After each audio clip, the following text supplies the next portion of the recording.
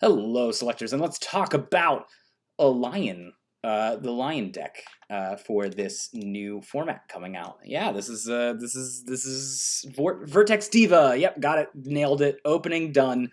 MC Lion third verse alt. Let's talk about it. Okay, so again, this is one of those ones that I'm just going to go ahead and forewarn and say I don't think it's very good. I don't think there's not a ton of Japanese winning deck lists on it, but outside of that, I just don't think it's a really great one. It has a very unique ability, but outside of its unique ability, it's not very good, and there's not a lot going for it. So, what does it do? Well, when this L rig attacks, you can shuffle your deck and reveal the top card of your deck. If that deck is a level 1, you can draw a card. If that card is a Signy with a guard, crush one of your opponent's life cloths. Okay, here's the thing. Until we get more guards, or ways to manipulate it so that way we have guards on the top of our library often, then this card is not going to be very reliable at all, period. And you're not going to be able to run it in Card Jockey because you're going to be wanting to filtering out your level 1s to have Endless Punchline, which is much, much, much more powerful. So you end up being in the weird situation where you want to flood your deck with level 1s and you have no real world to do it. The best that I could come up with was a combo deck. There is a lot of, and to be clear here, Cosmos Signy that have synergies with having level 1s on the top of your deck, but no real payoffs for running those Cosmos. Therefore, this is not Cosmos Tribal. It's just has a fair amount of Cosmos Signy in it. And there could be a day where there's a lot of good payoffs to run Cosmos and having a level 1 on the top of your library. And then suddenly this might become a good card again that you might want to consider, or ways to manipulate guards. But currently with those not existing, it's just not necessarily the greatest choice. So instead I did the best I can with this, which is if you're going to flood your deck with level 1s, well, that means you're going to be wanting to be lower to the ground anyways. And if you're going to be wanting to be lower to the ground anyways, you might as well run a red-white deck, because that's going to give you the most aggressive options that you can. And it is a little mandatory that you have to run blue for a very specific reason. So that's why we have Tamago Jetstick in here. But you'll see that the curve is incredibly low to the ground, right? We're running 12 level 3s, which is sort of the normal amount, 6 level 2s, which is less than the normal amount, and 18 level 1s. Going into what our card choices were, we're going to use X Echo and X Crossfire as our assists to give us red in this deck. There is just enough red in order to make X Echo reliable in this type of deck.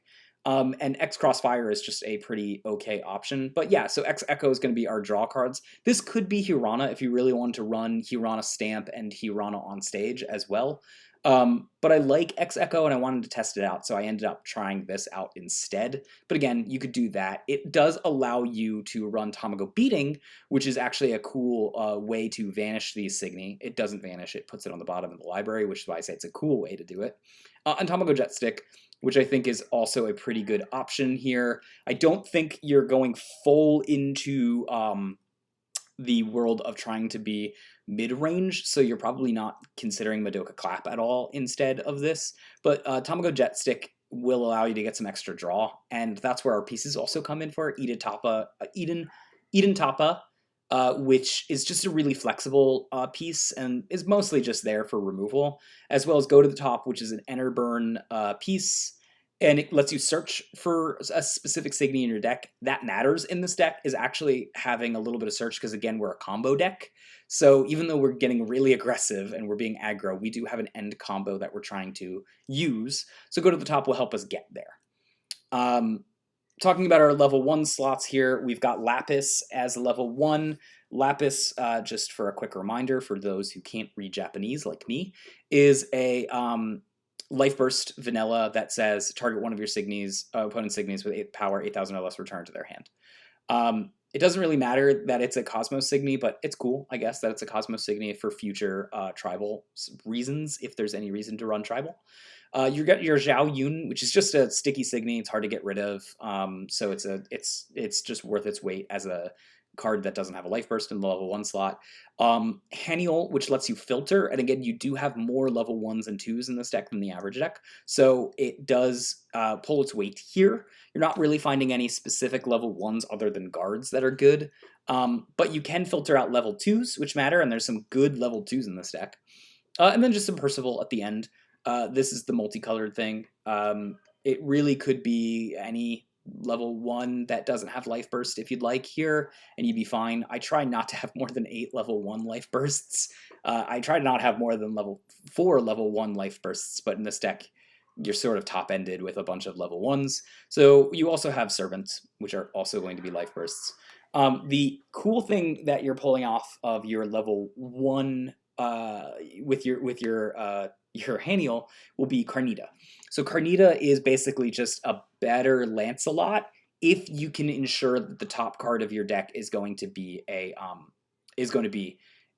level 1, right?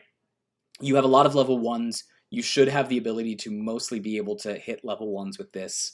You want to filter out level 1s, which is a little strange that you're opening Mulligan. You might see 2 level 1s and you might go, I would rather not put the other level 1s back into the deck. So I think you'll hit this more often than not. Again, you're closer to 20 cards in your level 1 slot, and that is half the deck.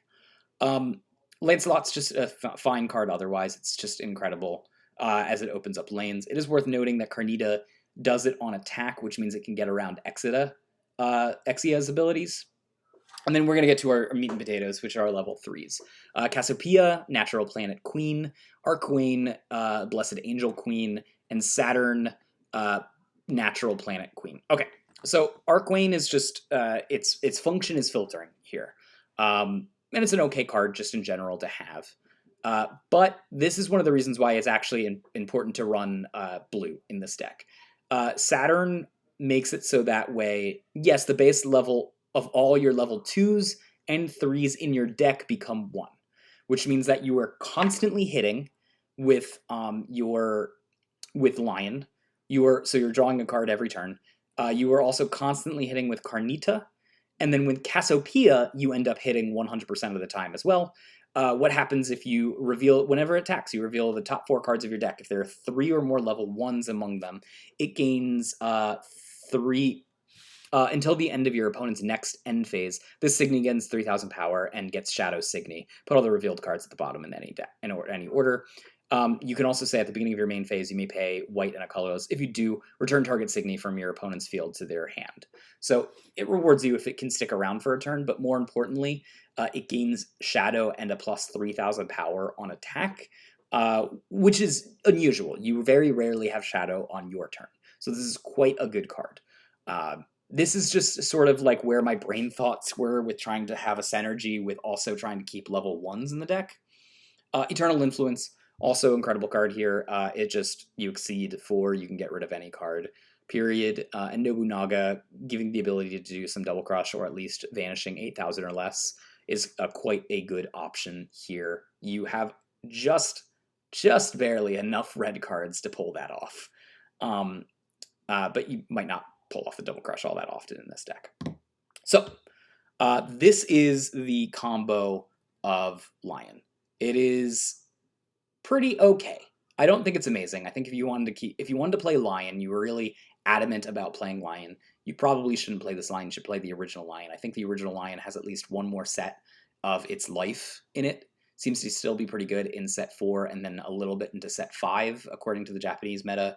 So I would stick with that type of line. But this is an option if you want to swap it up and just have something interesting and fun to play with for a little bit. And it's always good to play with different synergies that might not be naturally good, because later down the line you might find something that breaks it, right? You might play this, remember this, and then later down the line they might introduce 2 new guards, and suddenly you're like, I can play aggro Lion, I remember this, I know how I need to build it, and then I can constantly crush life cloths with it. So I hope you guys enjoyed this one. I know this was a super quick one. There wasn't a lot to go over here, but I struggled really hard with trying to figure out a deck list that would work for Lion. Let me know what you guys are interested in doing, maybe how you would change this up to be different in your opinion.